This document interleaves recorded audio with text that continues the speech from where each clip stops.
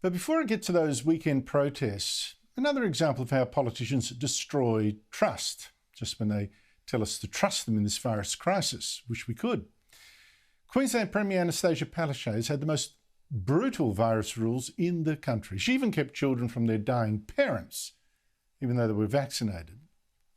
So when she announced that she was going to fly to the Tokyo Olympics for the Brisbane bid to hype it, many people were furious at her hypocrisy. And Palaszczuk tried to end the anger by announcing, well, don't worry, I won't be attending any Olympic events. Nothing. I'm just there to push our bid, otherwise I won't leave the hotel room. But then, so the spin went, she was forced to change her mind after Australia's top Olympics official, John Coates, humiliated her at a press conference in Tokyo, mansplaining how she had to go to the opening ceremony. You are going to the opening ceremony. I'm still the Deputy Chair of the Candidature Leadership Group, and so far as I understand, that there will be an opening and a closing ceremony in 2032, and all of you have got to get along there and understand the traditional parts of that, what's involved in an opening ceremony. So none of you are staying behind and hiding in your rooms, all right? Palaszczuk amazingly took it, said she didn't want to offend anyone, so she'd go. Reluctantly, she'd break her promise not to go. But then journalists and commentators and politicians hopped into Coates for being so sexist to this poor woman. And the heat got too much for him.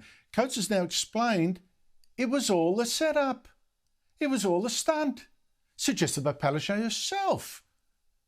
Coates told the Australian newspaper that Palaszczuk really wanted to go to the opening ceremony and said to him, "Give me a hand, John, will you?"